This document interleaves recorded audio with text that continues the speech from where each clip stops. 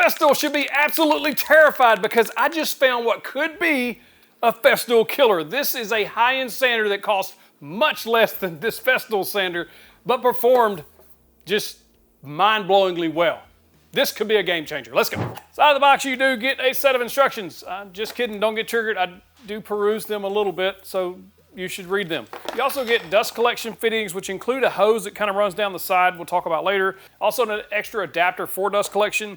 You're also getting a bumper, a little bumper that goes around the front to prevent it from hitting into corners and things. And you also get a handle that you can put on either side using the bolt and wrench that comes inside. You also get one single sheet of 120 grit sandpaper if you so chose to use the Bosch brand. This bumper does snap on and snap off easily, so you don't have to keep it on there if you don't want. This is a variable speed sander that goes from 3,300 RPM to 7,300 RPM on the standard sanding mode. And there's two modes here that you need to be aware of, the regular and then turbo mode. So we're gonna put these to the test. So if you know what a Festool Rotex is, that type of sander, I always call it the beast. This should be similar because when you flip it into turbo mode, you should be able, it's gear driven. And that's gonna make a massive difference when you wanna take off a lot of material, in my experience with the Rotex. Regular sanding mode, just like a standard random orbit sander. In that gear-driven mode, you get 290 to 640 RPM. So the RPM is slower in the gear-driven mode versus the regular sanding mode, which makes sense, kind of. Probably because if it was too fast, you probably couldn't hang on to the thing, just a guess. This is a 6-inch sander, and the box even says it's anti-static. Never seen a sander say that on the box. It's kind of interesting. Maybe they have some type of static dissipation technology, ground wire. And we do have a 1-year warranty. We're gonna put this thing through the paces and let you know how it performs, how much vibration is there, how powerful is it, can you do finish sanding with it, and then we're going to throw it in a competition against the Festool Rotex, probably its direct competitor, and then also the ETS 150, because all of these are higher end sanders. Even the 3M, I have a new one in that's fixed from the old version. We'll see. We're gonna put these to the test and see which one's best for your money in your shop, because this one is much cheaper than the Festool versions and a little cheaper than the 3M. So it could be interesting if this stacks up. This could be a game changer for your shop, because a high-end sander is a next level when you add that to your woodworking. It makes a night and day difference if you're using a box store sander. Nobody can really tell you the difference until you upgrade, and then you're like, oh, why have I been missing this my whole life? This does have a soft start motor, which is kind of handy. And it does have that gear-driven mode, and you can hear that when you flip it into that turbo mode. You can hear the gears turning versus not. Now let's see how it actually sands. This is my sanding sawer. I'll put a link in the description for it. It's awesome. It's only about $35. If they're trying to charge you more, don't pay it because they're trying to gouge you. But it's perfect for sorting sandpaper. The Festool hose fits like a glove. That gear-driven mode put a smile on my face, man. That thing is nice. I am genuinely surprised at the quality and the power and the overall niceness of this Bosch sander. It has a few differences versus the Festool, which we'll get into, but man, just initial impressions out of the box, first sand, it's nice. This is a very rough piece of oak, and you can see it still has those saw marks in there. I think this is the perfect application to test this gear mode, see what we can do with this. Beautiful piece of wood. I think this is gonna make it even more beautiful. Still, after all that sanding, very little buildup there. The dust collection is fantastic on this thing. I'm very impressed with that. Very little left. I mean, there's some on the surface there, but again, it's not getting stuck to the pad, which means heat buildup at this disc is not a problem. Speaking of heat, like it's a little bit warm on the top, but there's no excessive heat here that I'm feeling. We'll check it with thermal imager here, but it seems to be staying cool, and I've sanded for quite a while now on this area without any major heat problems. So that's good, because we know we need to look at that now. So it looks like about 100 degrees. Right around that is the hottest point, and that's right there in those vents, so directly into that motor that you're seeing that. And then on top, that bolt is about 100 degrees, but you don't feel it up here. This pad up here is about 90 degrees. Again, it feels a little bit warm, but not hot. And then of course on the bottom, it's like 80-something degrees down there. So this is what you want in a sander, not to get overly hot. I actually thought this dust collection hose was gonna annoy me or get in the way or something, but it didn't. Like, it's zero issue at all. And it's just one of those things, I have never seen one of those on a sander or haven't used one on a sander like that. So I was kind of concerned about it, but that concern is invalid. Probably more impressive than the power of that thing, because it is powerful, and if you're not hanging on to it, it'll move all over the place. But once you just put a little on it, it's fine. Like, it's not hard to hold, I guess what I'm getting at. And it does an amazing job. Look, this was 120 grit sandpaper. Yep, 120 grit. So we're not even using a high grit sandpaper here. And it removed all of the saw marks there. That's impressive, but what's more impressive to me is the dust collection, because there is a little bit left on the surface, but it's none flying through the air or anything like that. So it's collecting a lot of dust there, pulling it in. And one of the things that helps is that paper. And another thing, check out the paper. There's a little bit right in the center, dust on this much sanding on a piece of oak. And we sanded a decent amount there, and there's only a tiny bit of dust right there in the middle. And where that is where that bolt is in the center. So I'm impressed.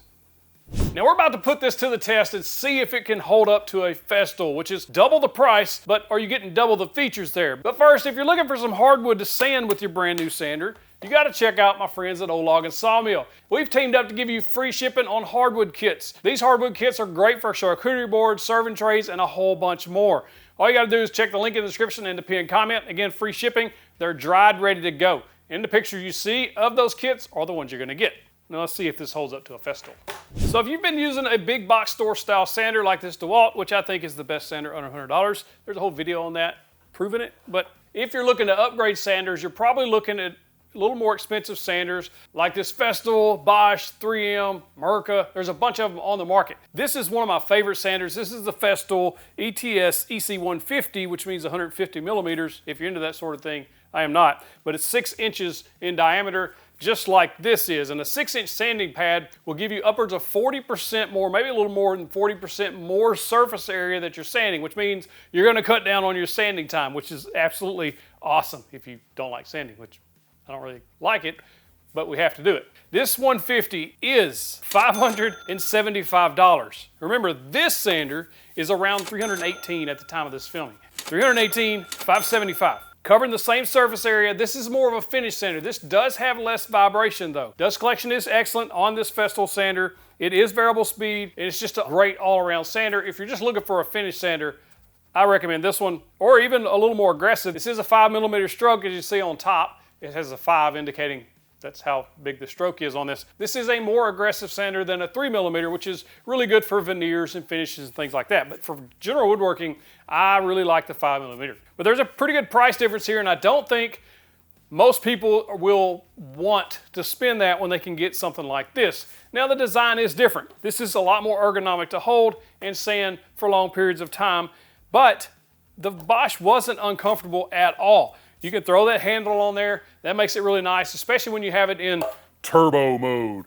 Or you can just lay your hand on top just like you do any other sander. It's very comfortable to use. In fact, just holding it back here on the barrel of the sander, moving it around was perfectly fine.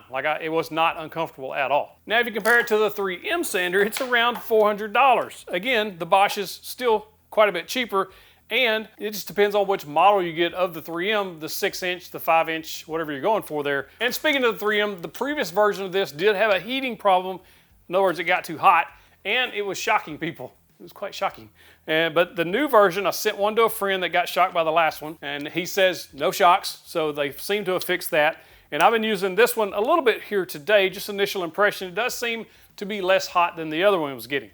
So more testing to be done on this. And there's no way of knowing when all of the older ones will be replaced that are having the issue, or that had the issue.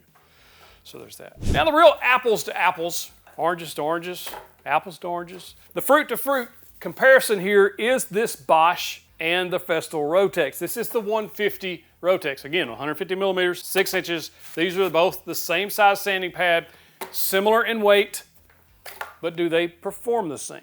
Dust collection on the Festool Rotex is very similar to the Bosch. I have been shocked, not shocked, literally, figuratively, on how well the dust collection is on this Bosch. It's amazing. It's It's Festool level. It's that good. Now the Rotex, it does collect the dust really well, so you don't have to worry about that there. The vibration on these two, about the same. I couldn't tell any difference. And that's one thing you will notice on when you go back to the more finished sander. This has less vibration than this. You will feel a little bit of vibration in either one of these, which means a long periods of sanding, your hands might tingle a little bit, but it's not excessive at all. Another thing I noticed was the Festool was getting warmer, especially around back here, right behind the handle on the barrel of the sander itself was getting a little bit warmer, and we see that in the thermal imager at about 117 degrees at one point. I think the handle was 107 if I remember right. Chris is gonna let us know. Say hi, Chris. He's our editor. He's amazing. Check him out. Now this is does get a little bit warmer, but you notice on the pad there is no hot spots on that pad, and that's where you don't want to heat, because the heat buildup causes that dust to start caking up, and it just really ruins your sanding experience and your finish quality, your sanding disc life. Like it's a whole thing. You don't want heat down there. And we saw very similar results here on the Bosch. Another apples and apples, both of these are made in Germany. So you're getting German engineering no matter if you're going with Bosch or the Festool. But there is one could be a deal breaker for some difference between these two. And then some's not gonna care. So we'll talk about it in a minute. So if we're comparing specs to specs, we're looking at the RPMs is 3,300 to 7,300 on the Bosch and 3,300 to 6,800 on the Festool Rotex, and that is in regular sanding mode, not turbo mode or gear-driven mode or whatever Rotex mode, as Festool calls it. But in turbo mode, you're getting 290 to 640 on the Bosch, Rotex mode 320 to 660, so fairly similar. The difference that may make or break the decision for some, not all, might be the sustainer that the Festool Rotex comes in. I do like having a storage sustainer to put the tools in to keep them out of the way and stored properly. What's great about these is it's molded for the tools, so they sit right down in there. All of your accessories are there, so if you ever need the handle, it's not lost in a drawer somewhere, you know where it's at. I keep this right up there, and most of the time, and I need it, I can grab it out of there. I know everything's where it's supposed to be. And I love that. If you transport these, that's important too, because it keeps everything in one place and nice and safe. Bosch doesn't come with that, but it may not matter to most people, some people. The only other really major difference here is the Bosch comes with a 1-year warranty, and Festool, of course, has the 3-year warranty.